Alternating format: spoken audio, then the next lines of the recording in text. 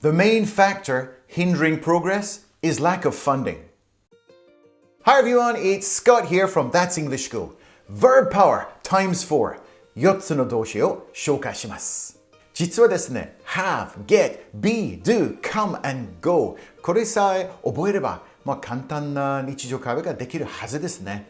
もう確実に自分の言いたいことが伝えられます。しかし、経験豊富な人に対して、それだけがちょっと物足りない。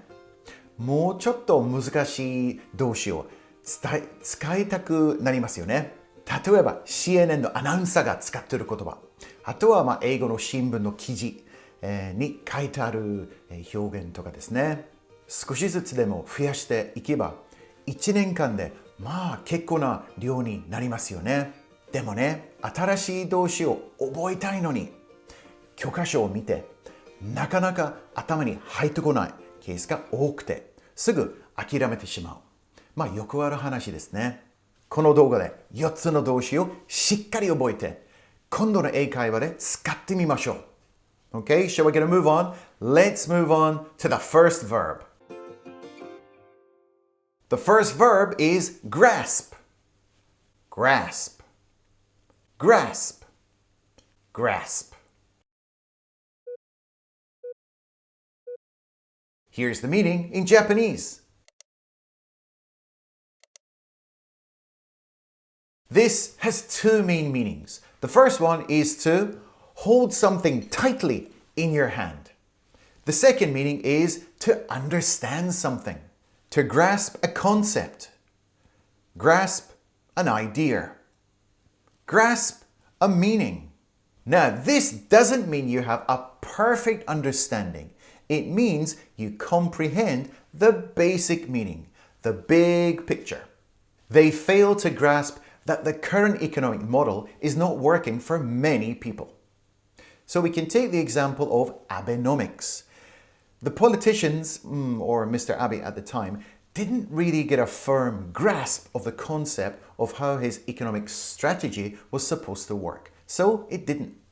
It's very hard to grasp how it actually works, but AI is going to change the world. So like normal people, probably like you and me, we don't really understand the workings of AI, but everybody has a feeling, this is going to change the world, even although we don't really have a full grasp in our minds. Correct? Here's a real-life quote from the godfather of Hollywood, Francis Ford Coppola. I was terrible at maths, but I could grasp science, and I used to love to read about the lives of the scientists. I wanted to be a scientist or an inventor.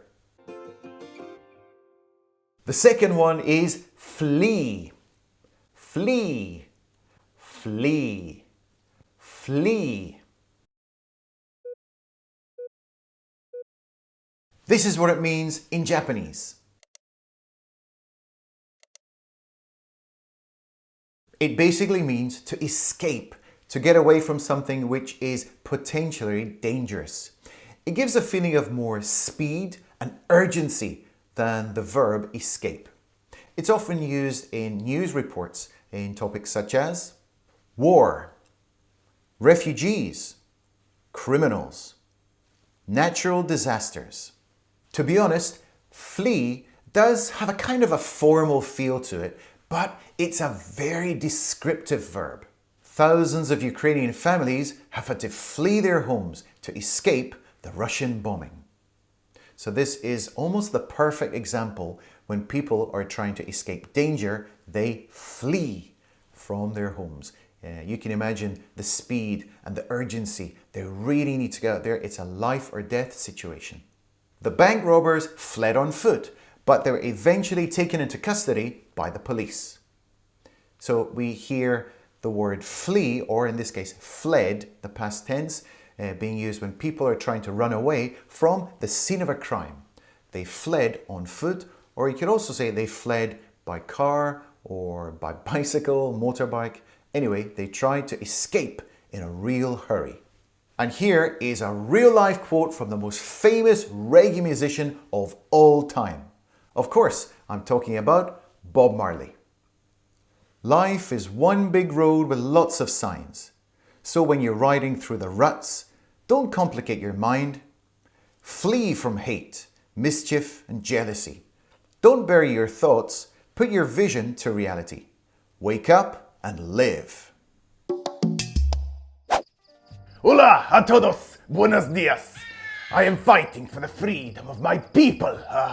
I'm very hot today because I am fleeing from the Spaniards. Yes, they are chasing me everywhere. But they will not catch me because I am Zorro. Zorro, it means fox in Spanish. You can never catch a fox. Am I right? Or am I right, eh? Oh. It is Mama. Yes, Mama. Zorro, are you there? Oh, yes, I'm here, Mama. I am fleeing from the enemy. Ooh, that's nice. I've got a question. Yes? I want to watch Netflix, but I can't find it. You can't find it? What do you mean? It's not here. My dear Mama, she can't grasp the new technology.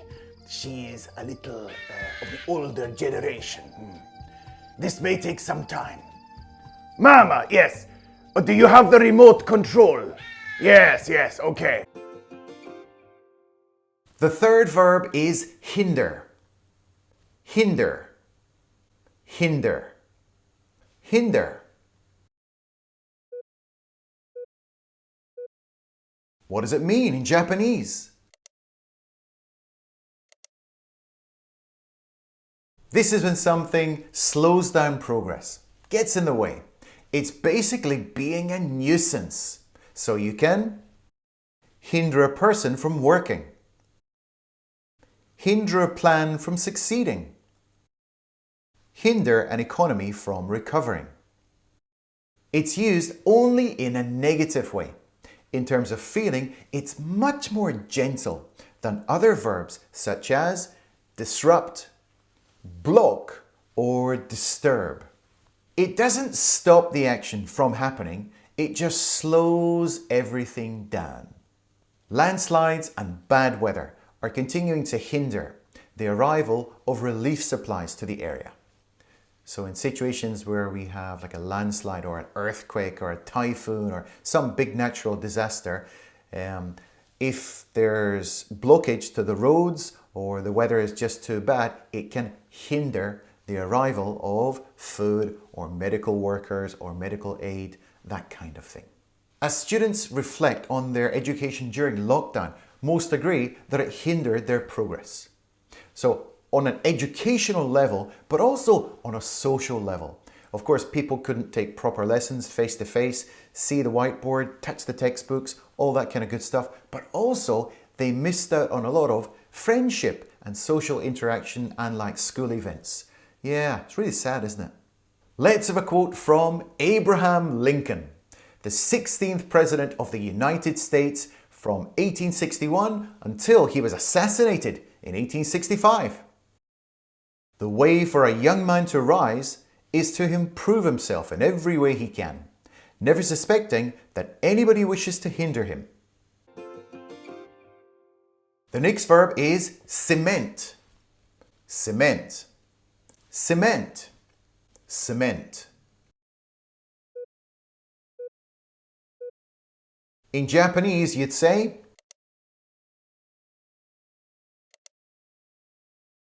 so we all know what cement is. It's something which usually joins two things together. It's like glue, but much stronger. And what happens when it dries? It's solid and tough to break up. We can use it in these situations. Cement a relationship. Cement an agreement. Cement a position. So this verb is not really used just on its own. It's usually paired with words like a relationship or a friendship. Baseball icon Ichiro Suzuki cemented his legacy by being inducted into the Mariners Hall of Fame. So when you cement your legacy, it means it's like cast in stone. It's there forever. Nobody can ever change it. Cemented. Nothing cements a friendship between two countries so much as a healthy trade partnership. So when two countries agree to do some kind of trading, some kind of business together, then they seem to become firm friends. Their relationship is cemented. Next up, we've got a real-life quote from an American politician from the Democratic Party, Jake Auchincloss. Investing in biomanufacturing, the production of biological products made from living cells, could benefit the US economy and cement our position as a leader in medical innovation. Cheers! Yes, we're having a welcome party today for the 3 new boys who joined us in April. They're fresh out of the university, yes. It's times like these that we can cement our relationships, and really get to know each other. Young people these days, they don't seem to want to go out for a few drinks. Yes. Back in the day, we had nominication, cementing our relationships over a few cold ones after work, Young people these days, they just spend way too much time on their smartphones. All this social media nonsense. I think all that kind of stuff, it hinders communication. They don't know how to talk to each other anymore. Oh! I've got another like on my Instagram post. Hiroshi-san.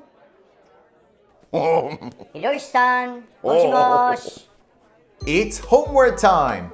If you've never tried the homework before, why don't you give it a bash? It's a good way to get to know each other and you can practice your English. The assignment is this.